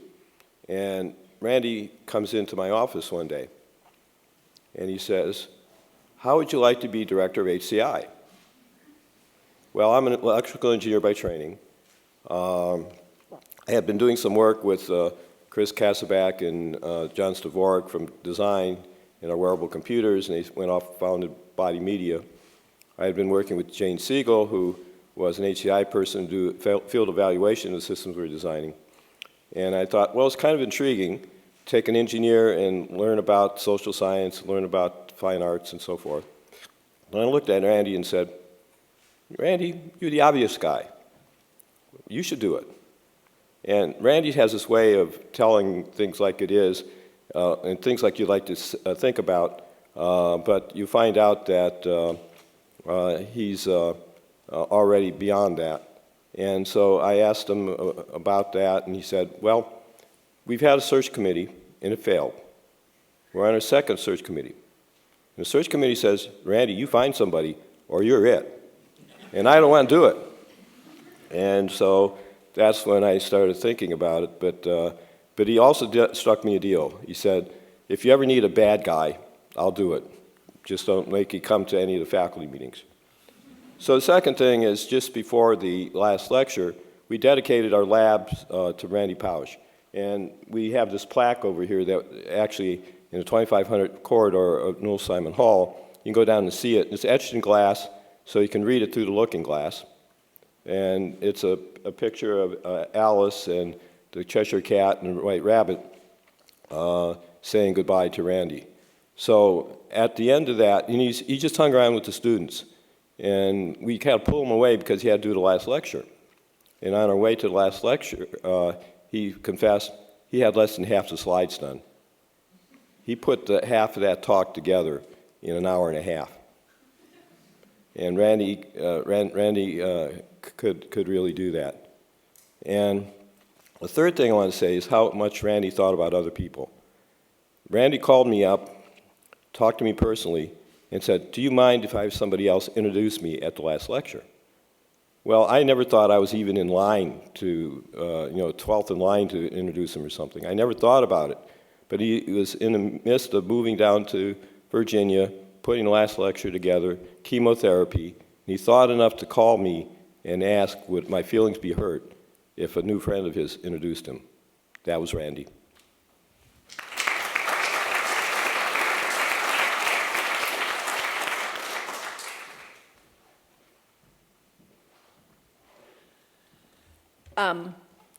My name is Cleah, and when Randy was diagnosed with pancreatic cancer, I was asked to be his liaison or point person for the Carnegie Mellon University community. And I said, sure, why not? So I did that for a couple years, and what I did was I collected things that people sent him, and I gave them to him, and I was just kind of the liaison. And then he gave the last lecture. After that, literally all hell broke loose. I was no longer the liaison for Carnegie Mellon. I was the liaison for the world. I was kind of like the point person, so everybody wanted Randy. So one day, my story is, one day I was sitting in my office and I got a call, and this guy says, "Hi, my name's Chris Martin." And I said, "Okay." And he says, "I'm from the Oprah show, and I'd like Randy and Jay to be on the show. And I'm there, okay. And he says, can I talk to Randy? And I said, well, no, but you can give me your information and I'll have him get back to you if he decides that he wants to do that. So secretly I'm there, oh, I hope he does it, because it's really exciting, because Oprah was a big thing at the time. She probably may be now, I don't know. So anyhow, so I call Randy and I tell him, and very calmly I say, oh yes, Chris Martin from Oprah wants you to be on the show, you and Jay. And he says, well, Jay will never do it. And I said, right, she probably won't. So I said, well, decide what you want to do and let me know, and I'll either get back in touch with him or you can. So he said, I'll think about it. And at first, I don't think that he really wanted to, but then I think that he thought, oh, this would be a great platform to talk about pancreatic cancer and how terrible it was. So he eventually called Chris, got together, picked a time and a date. So one of the things that Randy always used to say, and he pointed out lots of times, was, it never hurts to ask. So I was really jealous, very excited, and I said, okay, I'm going to ask him. So I called Randy and I said, Randy, do you think that I could go with you? And I said, I'll carry your suitcase, I'll iron your shirt. And he goes, well, of course you could go. All you had to do was ask. And I went on Oprah, and it wasn't a lot of fun, but it was very exciting. And we got to meet Dr. Oz. Oprah wasn't so nice, but he was.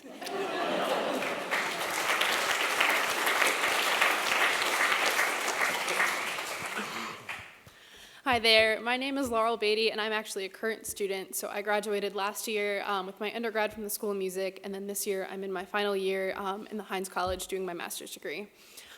So I actually read the last lecture for the first time when I was coming into Carnegie Mellon as a first-year student. I read it when I was driving to teach at a summer camp in Ohio, so I listened to it on audiobook. And one of the things that really stuck with me was the idea that experience is what you get when you don't get what you want. And I think that mentality allowed me to start my freshman year and embrace the mentality of the first penguin, being able to think outside the box and risking failing. And that helped me on a broad scale, but also just on a day-to-day basis as well. So that's a message that I've really thought was important to share with everyone. So I'm a Highland ambassador, so I work with the Alumni Association. And when I give tours, I always make sure that with the alumni or the prospective students that I'm talking to when we go down the Pausch Bridge, I always tell that story and make them find the penguins that are on the bridge on each of the panels. I thought that was a really cool addition there. So I was a head orientation counselor last year, so I work really closely with 6 other students planning the first year orientation program, and the director of orientation, Ann Wichner. And as Dr. Burkert mentioned earlier, one of the things that the orientation program does is they send a copy of the first lecture to every incoming first year student. So to this day, I think we've sent over 15,000 copies of the book. And then during orientation, we have a set-aside time where we put together groups of students and faculty members, and they just discuss the book. And this is really cool because it's the first time that students have a chance to actually meet faculty members. And so I've been on the orientation staff for 4 years now, and without fail, every year, that discussion is the first time that I really see students start to open up and really talk to each other and talk about how they're really feeling and how they connected with the book. They start to develop connections with each other because they're really realizing that everyone kind of reacts similarly to certain aspects of it. And so it's been really amazing just to see how that book has been able to bring all the first year communities together year after year. So I really hope that's a tradition that keeps on going for years to come.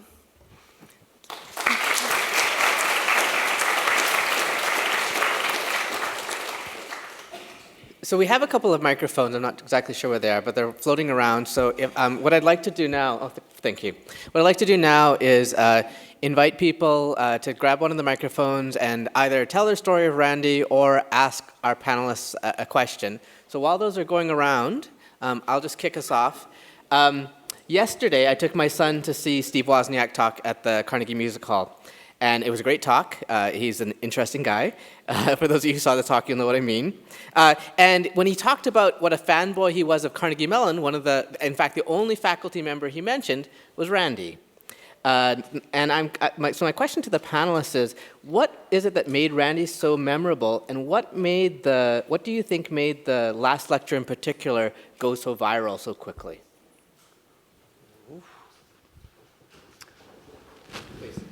I think the fact that he was dying and he knew he was dying and he was so upbeat and so strong and happy that it was, it was a, I don't know, it was just an amazing event. It really was. I think one thing that was always true about Randy is he was excellent at taking advantage of a bad situation. Right. A bad thing would happen. He'd say, all right, this is happening. How can we make the most of it? And when he got the ultimate bad situation, he just sort of sunk his teeth into it and said, all right, let's do this. And I really think that, I think you're absolutely right, that when do we see that combination of, someone in a doomed situation who is just going to nope, and I'm going to make the absolute best of this. It's not something that we encounter on a daily basis, and he did it so brilliantly there. And it was one of the first real viral sensations, I think. It was just excellent timing that way. It was absolutely amazing, the response that the world, people from Bolivia called me. What can I do for Randy? I don't really know. It was just amazing. I got holy water from Lourdes. I got lots of stuff. Well, I think the thing is that he said a lot of things that we all think but don't say. I looked at all his boyhood things, and some of them were a notch above where I would go, but they were still pretty much like my hit list too. And so I think we could all relate to him. He's sort of like every man. Great, thank you. We have a question over here? So I don't have a question, so I'm going to share something. My name is Ann Wichner, and I'm an associate dean in student affairs. I'm an alum, and for years I was director of student activities at Carnegie Mellon, and then I've had the privilege of, I started undergrad orientation, and I didn't do it for a while, and I took it back in, I can't remember, 2001 or something. So I shared this yesterday for the first time in my whole life with Dr. Burkett, or 2 days ago. So I do orientation, and a lot of books do what you call common read, and I won't get into the reasons why we never did that. And it would be so hard to pick the right book for Carnegie Mellon, and so we never did it. So after the last lecture happened in the fall of 2007, and the other part of this story is Jeff Zaslow, who was a very, very close friend of mine, who came to this lecture and is an alum who wrote the book with Randy. And Jeff actually got it on the internet, and then that's part of the reason it went viral. So fast forward after the lecture, and then the book is published, and Jeff and I had kept in touch. So I won't read you what I wrote to Randy. You can imagine it. It's a long email that, Dear Randy, we haven't met yet. I'm in student affairs. Blah, blah, blah. Orientation goes from Sunday to Sunday. We're planning an exciting initiative for August, and I wanted you to be aware. This was May 2008. We've not integrated a mandatory book into our program as some universities do, though this year we're going to do your book, and we're going to send it to all the freshmen. And I was very optimistic that this was going to work. Other folks in student affairs helped come up with this idea, including John Hannon. And then I even said, because Jeff Zaslow and I were so close, that he was going to be the keynote speaker, which he was that year on August 21st. So I tell Randy about it. And then I did not know Randy well, but those of you who know, this will make you cry. So he writes to me and on the 5th, 5/21/08. And this is, of course, incredibly flattering. I think having Jeff speak is a wonderful idea. As for having people involved, I think that anybody who knew me would be qualified to participate, and hopefully they can share some stories, insight, both good and bad, that will make it all the more real. And of course, if we get really, really, really lucky, I'm going to come and do it myself. Best wishes, Randy. So I just wanted you guys, especially who knew Randy. But I never shared that with anyone except Amy, and then I had to read that today. So we are continuing to do the book, and as Laurel said, we've mailed that book to 15,000 first-year students. Great. All right.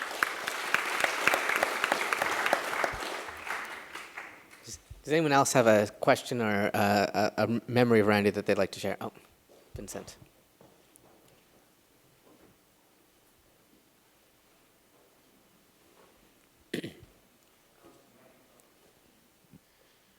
So I'm Vincent Alevin. I'm faculty in the Human-Computer Interaction Institute. And at the time I was research faculty and still fairly junior, not having had too many interactions with Randy, but I thought I'd like to share a few of those. One was that in the same semester that Randy gave his last lecture, we also started a course called the Design of Educational Games, which was actually, I'd been involved in that, but it was also largely sort of a student-driven effort, and it was very exciting. And I figured, and of course we were thinking, well, maybe Randy wants to come. So I sent him emails saying, well, I know you have a lot going on, and I know you're probably prioritizing in a major way at the moment. So no hard feelings as if it's a no, but I just wanted to offer this as an opportunity.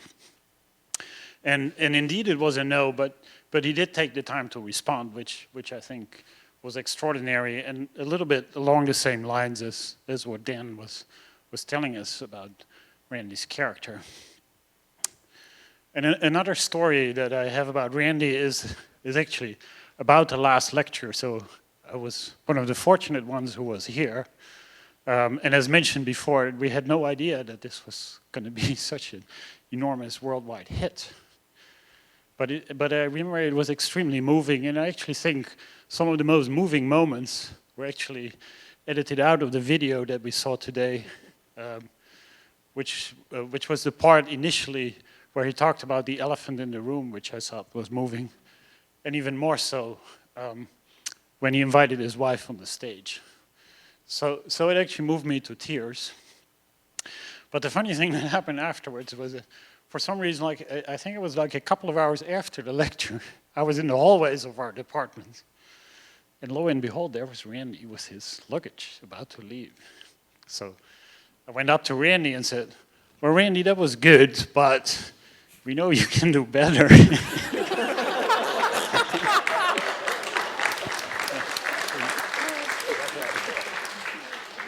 And so he laughed his big laugh, and that was actually my last interaction with him.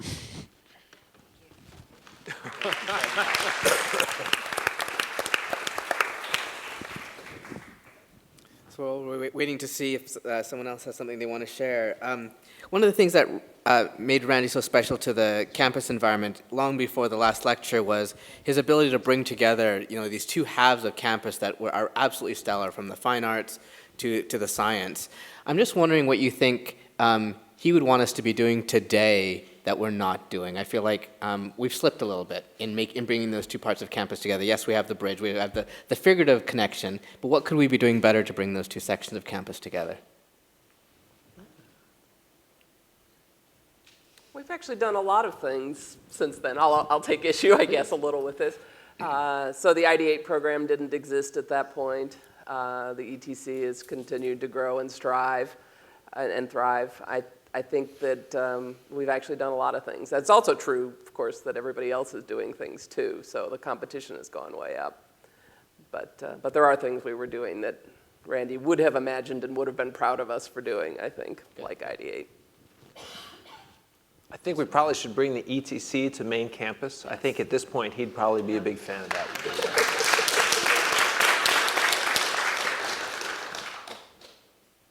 Hi, my name's Lawrence Wu. I'm a junior chemical engineering student here at CMU. Randy mentioned about looking at the feedback, but also listening to it. How would he have, what type of advice would he give to us onto how exactly to improve upon our own shortcomings? Ooh, that's a good question. Oh, I guess I could begin with that because continuing to teach the Building Virtual Worlds class, which is so much about giving students unwelcome feedback and trying to get them to listen to it.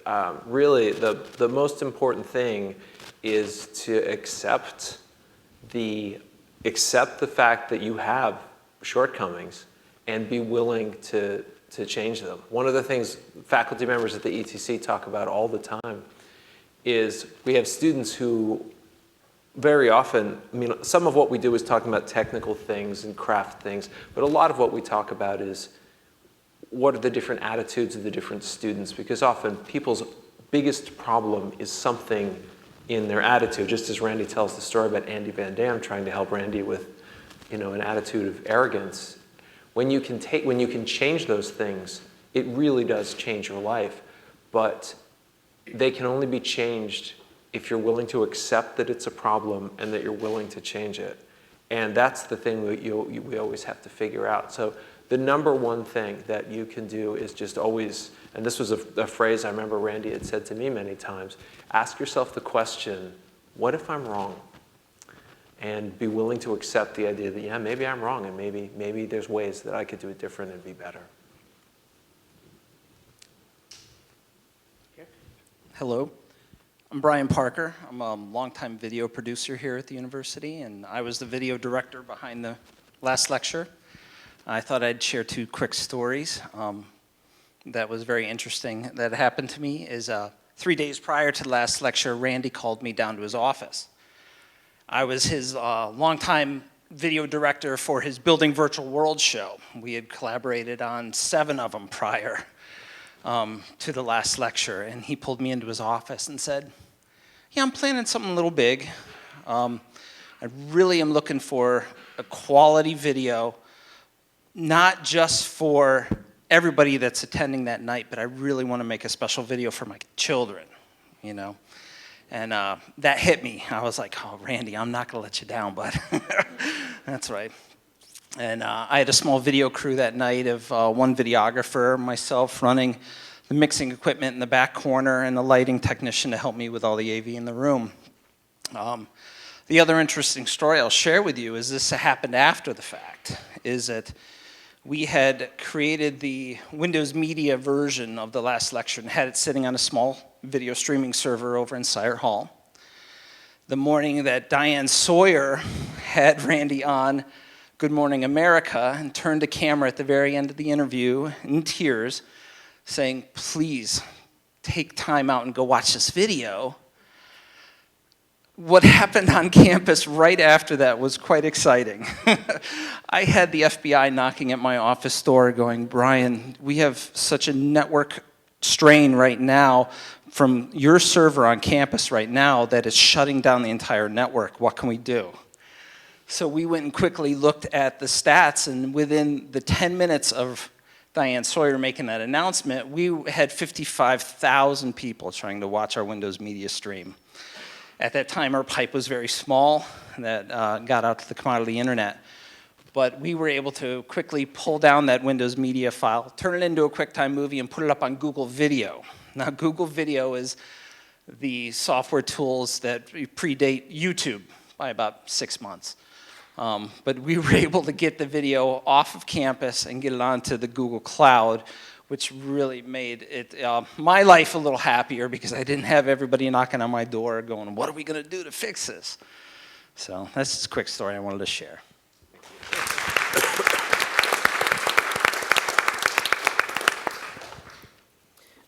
So let me ask one more question. What do you think Randy would want his lasting legacy to be? Right, he covered a lot of things in his talk. In fact, when I go back and I think of all the quotes that I sort of remember from that talk, there's many I'd forgotten until I saw the talk today. What do you think he'd want us to remember?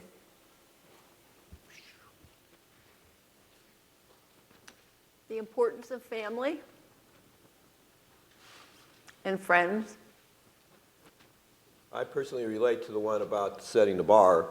In my class, people ask me, well, what do I expect? And I say, I don't want to expect anything. I'm going to curtail your creativity. I think I would pick that one as well, helping everybody to be as great as they can possibly be.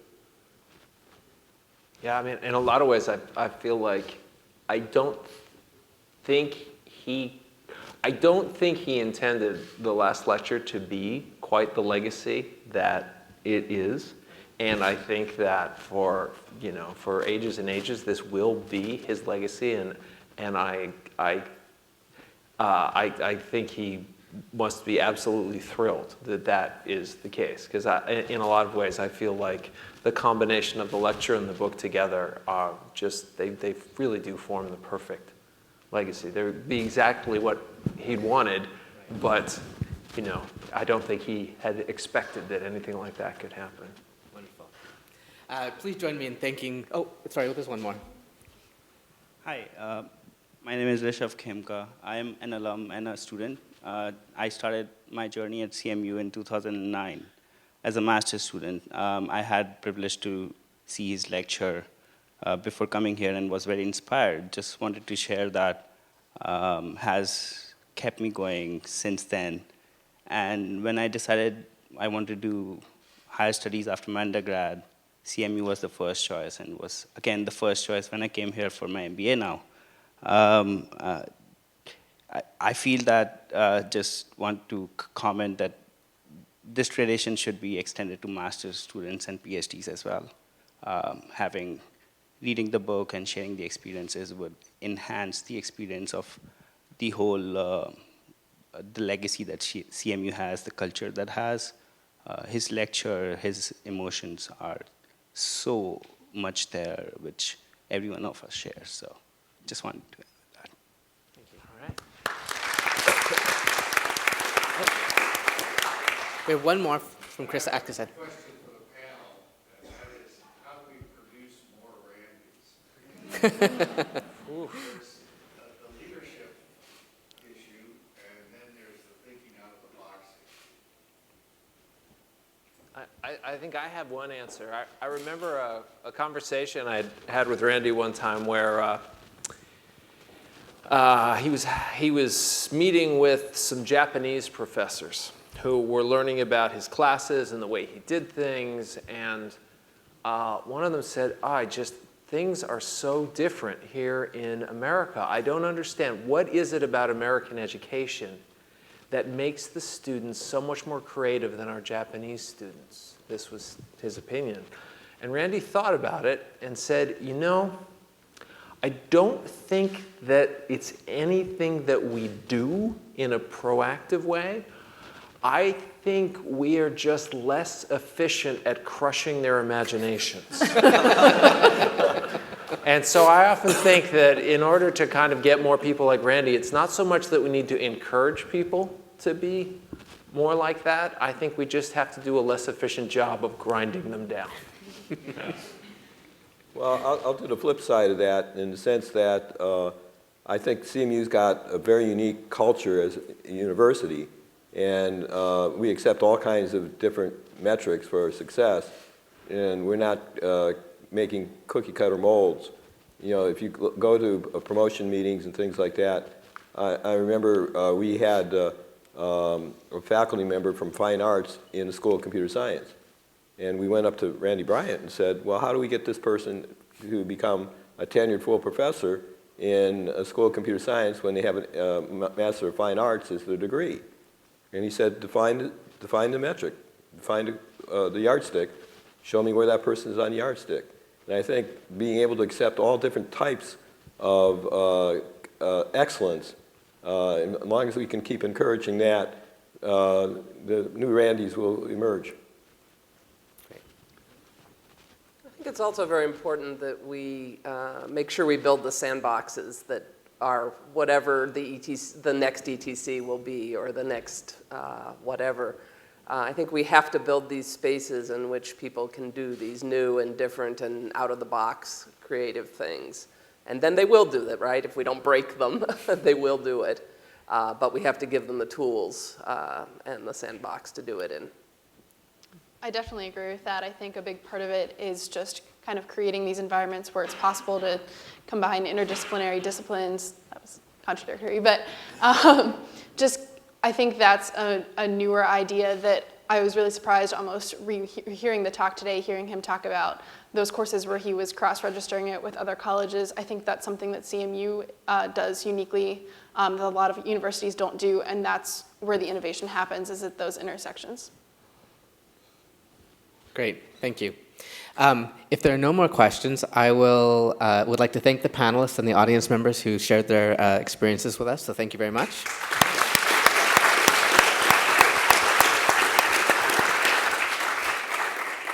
And to close us off, I'd like to welcome up Drew Davidson, who is the department head for the ETC.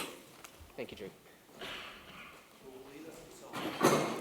You wish. Hey, everyone. Like Anin said, I'm Drew Davidson. I'm here to sort of like wrap things up and sort of point to some of the things we're going to do across the year. We've heard a lot of stories about Randy, so I'm not going to share any. But Randy's the one who hired me, so that was a big honor. And one of the things he said that you, Laurel, made me think, and Jessica, is when he was helping me think about leading the ETC, he was like, it needs to be the best creative playground in the world with an electric fence. Because creativity needs constraints. So you don't want them to just do whatever they want. If they want to do whatever they want, go out there and go start a company. You're coming to a school, you're coming to Carnegie Mellon to be challenged. And so we needed to set up the right challenges so that people could grow and foster. And I think that's how you can make the next Randys, is like appropriately challenging our students. And I see you out there, and I see some alums too. And so I thought that stuck with me as something I think a lot of the ETC faculty think about is, how do we raise the bar every year? We're doing well. ETC is going to be 20 years old coming this new year. And like, what the, 20 years? And so every year we're like, how can we do better? How do we raise the bar on the students so that, that they're coming in, they're talented, they're amazing. How do we give them an experience that lets them go out and change the world, hopefully use their powers for good? But to sort of celebrate that, like turning it back out, like how many people have seen the last lecture before tonight?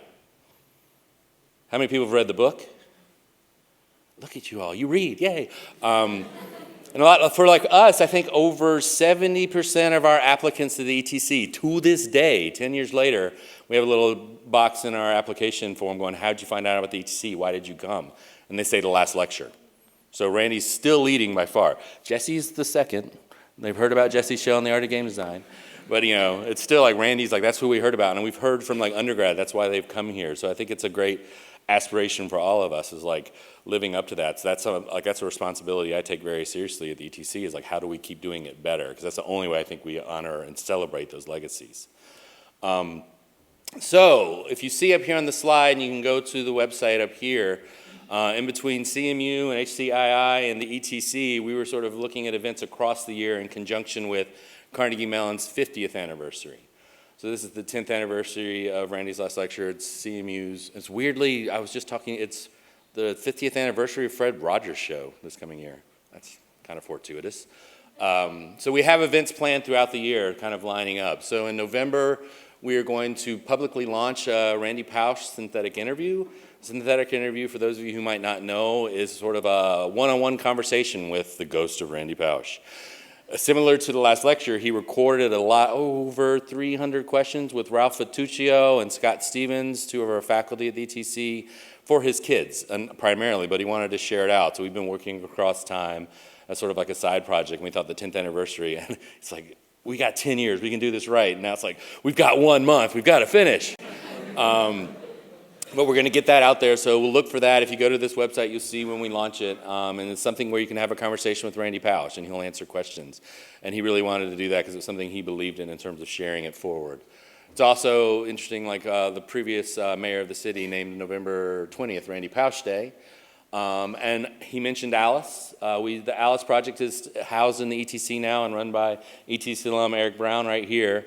And we're going to launch, so we're trying to keep, since Randy's passing, and it's, Randy was a force of nature himself, the Alice team's been sort of in maintenance mode and keeping going, but millions of people and kids use it around the world. And so we're trying to think of ways to reinvigorate that, because it was originally made for VR, and VR's come back. Who knew? But VR and AR are hot now, so we're looking at ways to keep Alice going and involve it successfully. So Eric's going to help launch a competition or a challenge. We were saying competition means somebody loses. A challenge means we're really wanting to do it with the Pittsburgh schools kids. That's something we're going to do in November. And we're also going to publish an oral history through ETC Press, one of Carnegie Mellon's publishing imprints, talking to all the people about the Alice team, because it's something I think celebrating what Randy's done and the impact he continues to have. Then, we'll have a break. We all do the holidays. Nothing ever happens after Halloween, right? Then it's like Thanksgiving, and then it's 2018. With Eric and the team, the challenge will end up in March, and Jesse's going to give this talk he's given before on Randy Pausch. We'll let you all know when and where. Won't be at GDC, but we'll figure out around Jesse's schedule, because it's something like it, if you could tell from the lecture, Jesse and Randy have had a great relationship. And then working with Amy and her staff, and this whole event was sort of driven by, and huge thanks to Amy for thinking about how CMU could celebrate Randy, because he was home based out of HCII, and I think they're very proud of him, and he helped, he's one of the founders of the ETC. We're very proud of him. So we really wanted to honor and celebrate that. So as part of the Graduate Student Association, we wanted to do something that week as yet to be announced, because I don't want to, we haven't nailed the guests yet. And last but not least, in the summer, well, that's where we'll end with all the schools and the kids in the area. So it's something we just wanted to do to celebrate, like Amy said in her introduction, the ongoing, continuing impact he's had, both positively at CMU, but and around the world. So thank you very much for coming this evening. We really enjoyed it. Thank you again to the panelists and Amy and Anand.